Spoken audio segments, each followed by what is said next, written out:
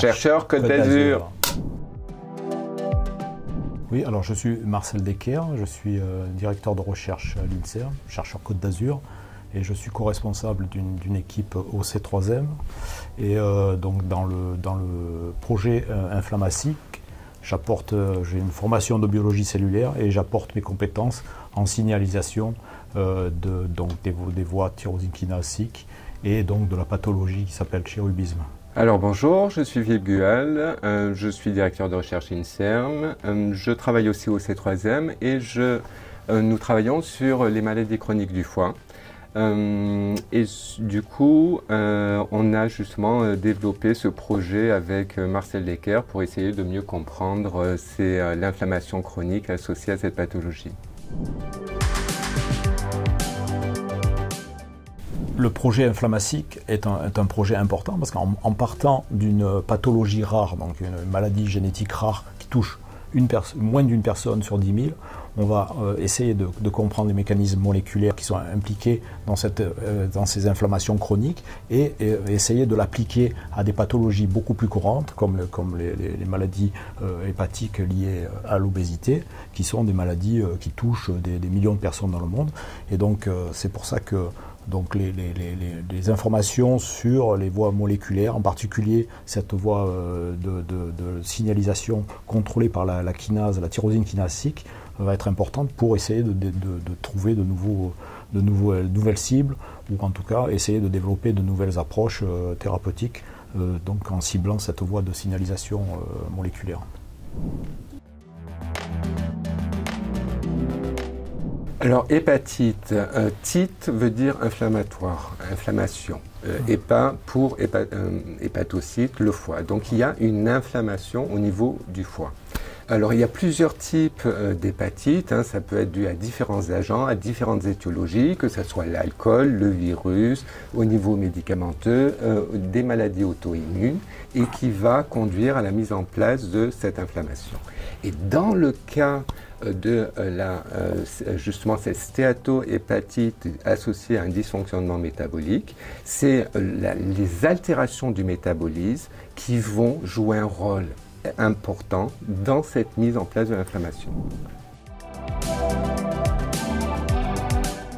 C'est une protéine donc, qui joue un rôle central dans les réponses immunitaires. Et donc, dans la plupart des cellules de l'organisme qui sont impliquées dans la défense de l'organisme contre des agressions. Et c'est une tyrosine kinase, donc c'est un enzyme qu'on peut inhiber grâce à des petits composés, des petites molécules inhibitrices. Et on peut essayer de bloquer directement son activité. Certains de ces inhibiteurs sont en développement clinique, donc en essai clinique. Donc c'est en cours de développement. On peut essayer aussi de bloquer, d'intervenir, de cibler, ce qu'on appelle cibler les voies moléculaires qui sont contrôlées par cette tyrosine kinase.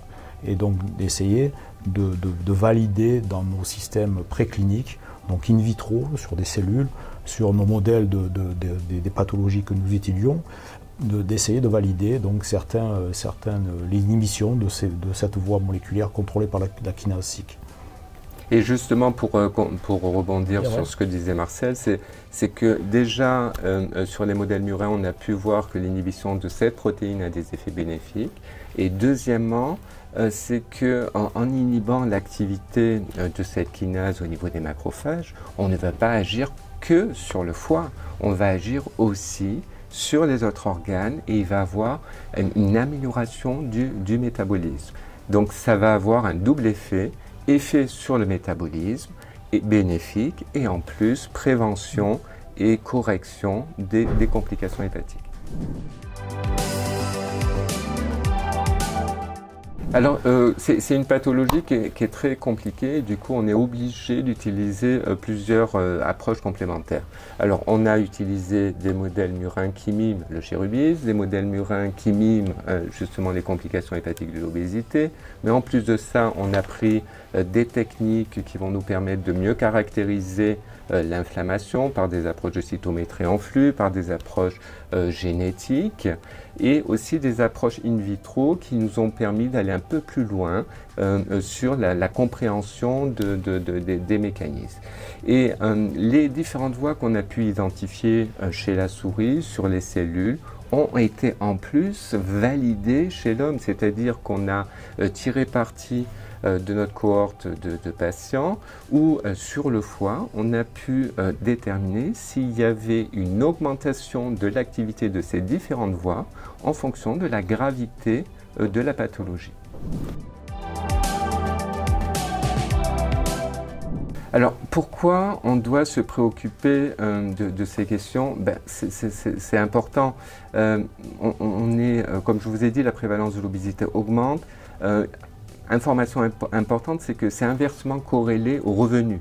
C'est-à-dire que moins on a de revenus, plus on a de chances de devenir en surpoids et obèse, que c'est dû justement à cette junk food, à cette malbouffe, parce que bien manger, c'est très cher, à cette sédentarité, à ce manque d'exercice, qui fait qu'on va devenir en surpoids et obèse rapidement. Mais quand il va y avoir ce dysfonctionnement du tissu adipeux, des organes spécialisés, c'est là qu'on va développer des maladies chroniques et qui peut aller, comme je vous le rappelle, jusqu'à la cirrhose, jusqu'au cancer du foie. Et gardez en tête que c'est une maladie non douloureuse. C'est-à-dire que le diagnostic va se faire assez tard et des fois à des stades assez sévères.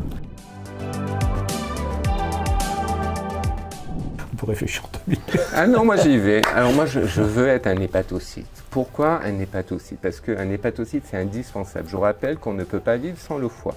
Cet hépatocyte, il fait de très nombreuses fonctions. Et en plus, il parle très bien avec les autres cellules de l'organe et il a toujours cette capacité aussi de régénération. C'est un des seuls organes qui est capable aussi de se régénérer.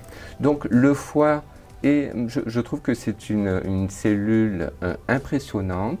On apprend tous les jours ses nouveaux rôles et l'hépatocyte est indispensable. Eh bien moi je serais un macrophage, je pense. Ah. Parce que comme on l'a vu, c'est la cellule qui est dérégulée dans ces maladies inflammatoires chroniques. Donc c'est une cellule qui est essentielle à la défense de l'organisme contre les agressions chimiques ou contre des pathogènes.